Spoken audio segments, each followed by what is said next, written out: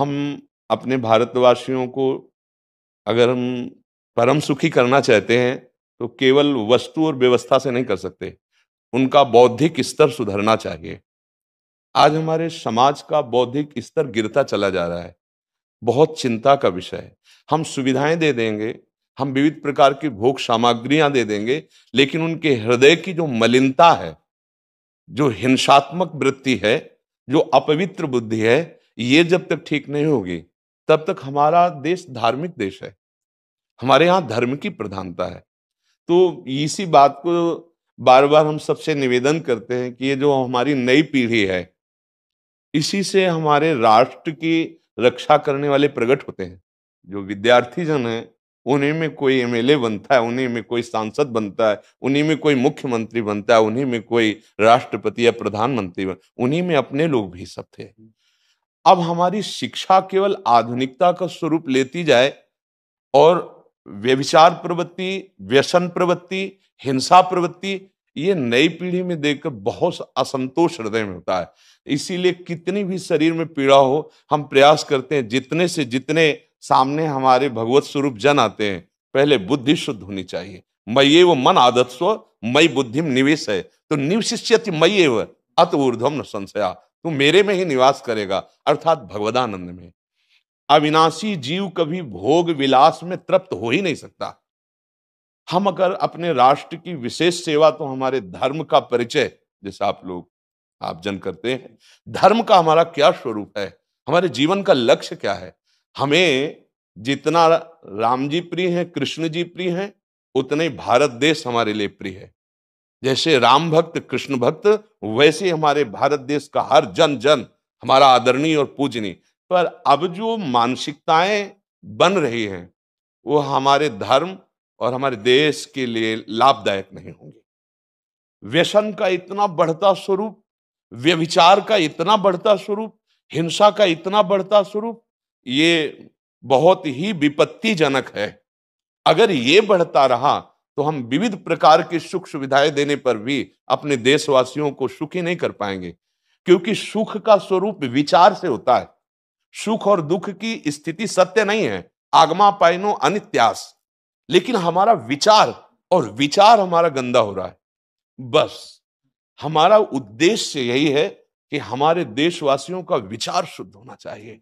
अगर विचार शुद्ध है तो राष्ट्र प्रियता, जन सेवा, समाज सेवा, ये सब स्वाभाविक होने लगेगा। और विचार अशुद्ध है तो सुविधाएं बहुत हैं, उनका दुरुपयोग हो रहा है। तो बस आप सबसे बड़े बड़े जो उपदेष्टा जन हैं, जो बड़े बड़े धर्म की रक्षा के लिए भगवान ने जिनको भेजा है, उन सबसे यही प्रार्थना है कि सब व्यवस्था करते हुए हमारे देशवासियों की बुद्धि अध्यात्म को समझे। बिना अध्यात्म को समझे दुख सुख की समानता बिना किए परम सुख का अनुभव हो ही नहीं सकता। इस मायाकृत भोग पदार्थों को भगवान ने दुख योनया कहा है। मानो एक बोर्ड लगा दिया, दुखालयम अशाश्वतम। और हम सब यही चाहते हैं कि लौकिक भोगों को भोगने से ही हमारा राष्ट्र सुखी हो जाएगा या हम सुखी हो जाएंगे। नहीं, लौकिक भोगों को पूजन सामग्री बना करके और साध्य सच्चिदानंद प्रभु को रखा जाए तो आनंद की उमंगन हो जाएगी। बहुत सुंदर मानव जीवन का स्वरूप है, जिसे देव दुर्लभ कहा गया। दुर्लभो मानुषो देहो, लेकिन क्या दुर्लभता शब्द स्पर्श रूप रस गंध इन्हीं विषय के भोगने की या इन्हीं सुविधाओं के लिए दुर्लभ कहा गया? दुर्लभ है किसी सच्चिदानंद सुख के लिए। और उस सुख को तो हम भूले हुए, एकदम बहते हुए शब्द स्पर्श रूप रस गंध के प्रवाह में चले जा रहे हैं और इसी को सौभाग्य समझ रहे हैं कि हमें सुख प्राप्त हो रहा है। नहीं, हम सबसे प्रार्थना करते हैं कि आप अपने धर्म को समझिए। आप अपने स्वा को जहां जहां स्थापित करते चले जा रहे हैं, आप उसे गंदा करते चले जा रहे हैं। मदिरा में, हिंसा में, द्यूत कीड़ा में, व्यभिचार में, इसे दोष नहीं समझा जा रहा है। और हमारे शास्त्र और हमारा धर्म इसको निषेध करता है। कलयुग की स्थिति बताई गई है। छोटे छोटे बच्चे व्यसन करने में लग गए। आज स्कूली विद्यार्थी जिनको ब्रह्मचर्य से पुष्ट होना चाहिए, वो ब्रह्मचर्य नष्ट कर रहे हैं। ये बड़ा चिंता का विषय है।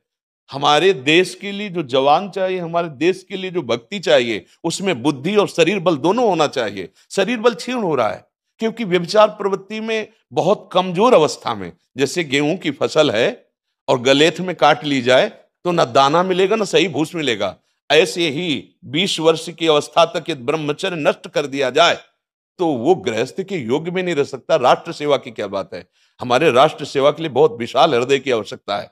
हमारे शरीर को बहुत स्वस्थ रखने की आवश्यकता है, तभी हम समाज सेवा, राष्ट्र सेवा। तो शरीर और बुद्धि दोनों का स्वस्थ होना बहुत आवश्यक है।